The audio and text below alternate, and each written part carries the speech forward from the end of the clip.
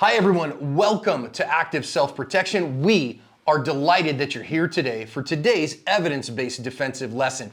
I am ASP President John Correa. And I am Stephanie Widener, ASP's CEO. Welcome to Saturday's lesson.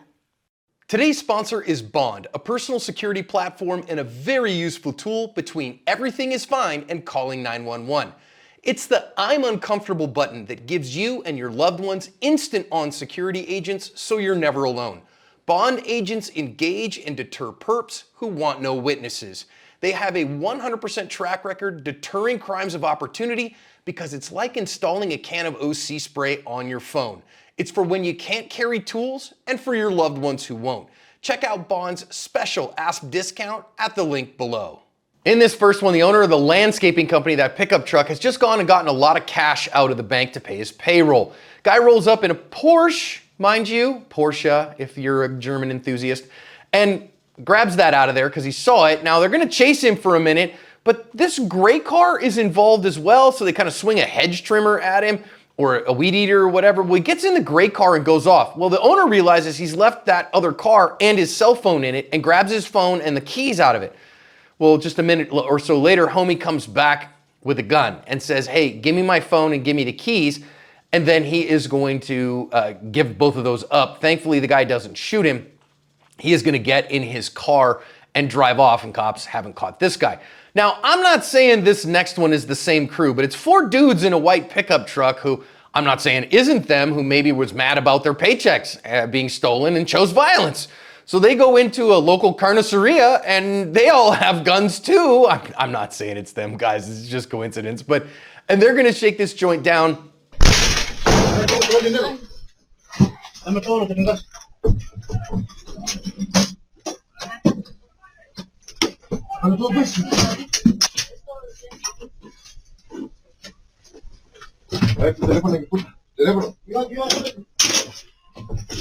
So you heard him bust in the door there pretty easy. Now you see this other guy, he shows up with what looks like an AR pattern pistol to me, and is gonna then point it at the clerk, probably a 17-year-old girl, and tell her to open the drawer. She is going to thankfully be able to do that. His other robber buddy is gonna tell him to step on the guy who's on the ground out of view, and then they're gonna grab all the stuff. You can see the guy's got the trash can out of the check cashing area, which is amazing.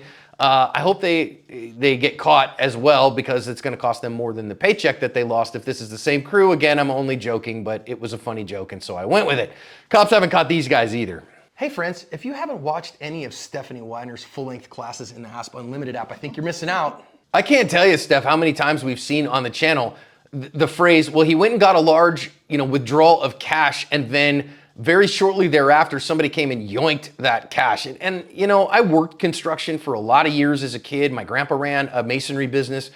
And yes, we paid payroll with cash a lot of times. And there are reasons that you might do that, but if you're drawing cash every couple weeks for payroll, you better pay attention, because stuff like this happens. Yeah, it's just something that a lot of people know about. Everyone that you're paying with cash is aware that you are paying with cash, and they might decide they want more than just their paycheck, or maybe people at the bank, or even just people seeing you in there regularly. It's just a large group of people that are privy to the information that you have a large sum of cash at a regular time, and they could do something about it should they choose to. Thankfully, I think most people don't, but if you want to protect yourself, there's some things you can do to mitigate that risk a little bit. And so, yeah, in a day and age when we can just transfer money electronically, and yes, I know that's going to invite government oversight and this and that, and I'm not encouraging anyone to avoid taxes. I hate the IRS, but I'm not telling you to do that. Again, you just have large amounts of cash on your person. You withdraw it from the bank. There are scumbags that wait around for that and want your money. And so recognize you better, A, get that money where it's going very quickly and get it away from that centralized location, and B, don't leave it in the cab of your truck for somebody to come and just yoink out of there. Keep it on your person, and you better be armed in that moment. Now, do you have the right to stop somebody from doing this? Of course you do. This guy here, he's gonna kind of jump in there, grab the cash, and the guy that's closest to the truck is then going to chase after him and try to keep him out of his car. And then our homie is going to attack him with the weed eater. Now, I don't think a weed eater is necessarily the greatest thing. And I don't think at this point, Steph, that our bad guy is armed with a gun. It doesn't look like he's armed with a gun. If he is, this is a terrible idea. If he's not, you have the right to stop him with force. And sometimes, okay, my little crappy weed eater ain't it. I got to tackle this guy and just go hands on. Yeah, I mean, he does get a little bit of distance from the weed eater, but that's really the only advantage he has here, and you can see how effective it is not. If you really wanted to stop him, there are better ways to do it, certainly. It really is that idea, though. When something's in your hands, you get that tool fixation, and I don't care if that thing in your hand is a gun or a weed eater. You're going to get tool fixated unless you earnestly think, hey, I got to watch out for that and not get tool fixated. Kind of the default is you will get that way because that's the way the human brain is wired. Now, it's really odd that this second guy shows up later in another vehicle. But I do think that we see the trailing accomplice pretty regularly. So I always say, when we see one, assume two. When you see two, assume three. Because that trailing accomplice, in this case, is just a getaway driver. Could also be somebody else inside the car, the first car. Could be a gunman to go with his grab man. That could escalate things. And assuming that trailing accomplice exists, I think is a prudent thing for self-defense. And it can be so difficult to do just because we are wired to have that tunnel vision in a crisis to really help us focus on the immediate threat and to engage all of our resources on what we see as the immediate threat. Unfortunately, that can often mean another bad guy can get in your periphery without you even realizing it, or even worse, thinking that it's someone that's there to help you. But yeah, they just kind of snuck through there and picked this guy up, and off they went. Now listen, our guy decided, okay, well, he left this, Porsche SUV here. All right, fine. Clearly, I'm going to guess that's a stolen car, right? But he finds his cell phone in it as well. Okay, but I really encourage you strongly. This is why, unless you've got the perp downed right there and you know it's a safe place, get out of there, right? You want to get on the phone with 911 and get out, because he decides, no, I'm going to sit here instead because I've been victimized, and the guy comes back with a gun, and now he's threatening him and saying, hey man, I'm threatening your life. Give me my phone and give me my, the keys to that car. And again, I'm going to guess it's not his car, but it is his phone, and that would have made him trackable by the cops. And so just sitting there with that was a great way to get re-victimized. Sure, and I think he made the right decision to go ahead and give him those things, and thankfully the guy didn't shoot him anyway. Unfortunately, just being compliant is not protection against being shot anyway. If our guy had had any sort of tools on him, he would have been able to defend himself at that point too. But like you always say, if you don't have a gun, you're not able to get in a gunfight, just a shooting.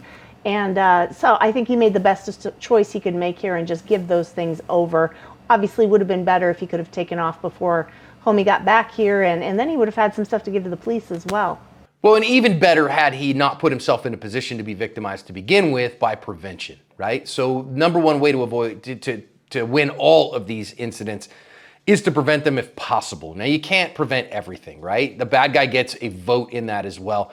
But staying here in the danger zone was a bad idea. It led to a second victimization, and that one was a deadly force victimization and a threat not just of his physical health and his money, but of his life. So you put yourself in that position by not getting out of the danger zone as quickly as you can. And I know you're kind of like shocked there, but you got to get unshocked in a hurry. I hope everybody realizes I was just joking in the first playthrough about this being the same crew. It's not the same crew. I just thought it was a funny joke, right? So don't let me hear about it in the comments.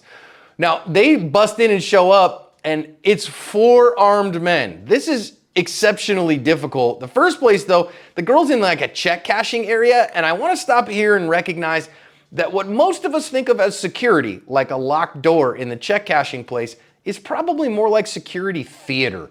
And if you've got an interior hollow core door secured with these little bitty screws just into the fascia boards of the doorway, it's just not even a hard thing for a grown man to kick that door in.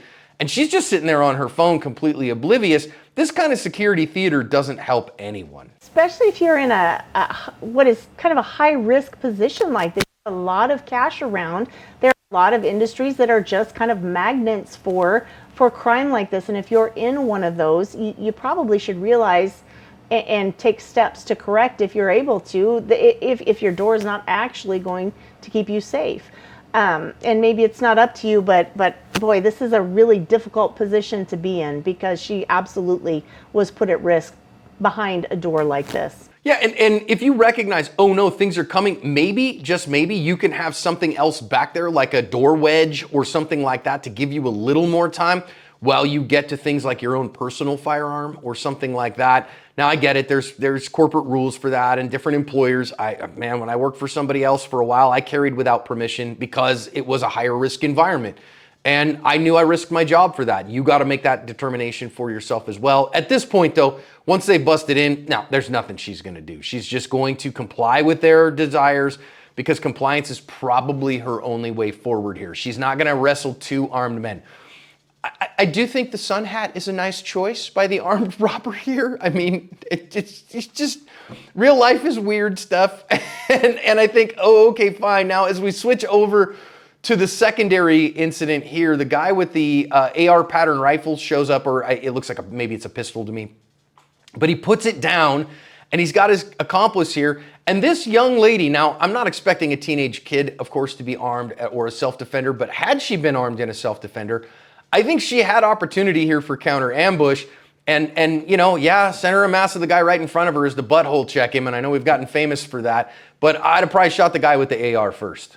Yeah, I mean, there are chances here, and we see that so often in even very difficult scenarios, that there are moments where if someone is watching for them, if someone has the attitude, the skills, and is able to plan through these things, that they can shift the tide.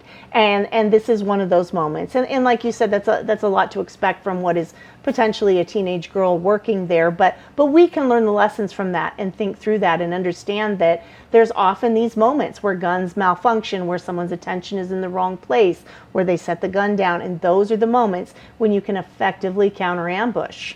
And if you have those effective moments in mind, they're visual signals. They're not auditory signals, they're visual signals. And I know in a class on the range, often we use audible signals, and because we have to. But recognize that in a real event, it'll be a visual cue, and you got to know when to go and how to get your gun out quickly. That's the number one skill in a gunfight, and to get accurate hits on target.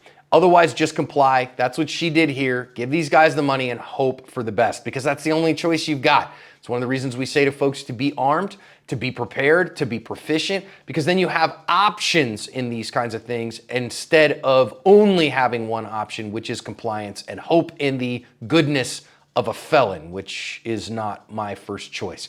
A lot of lessons here from these two victimizations. So make sure we take them on board so we don't end up like these people, but we cover our asp.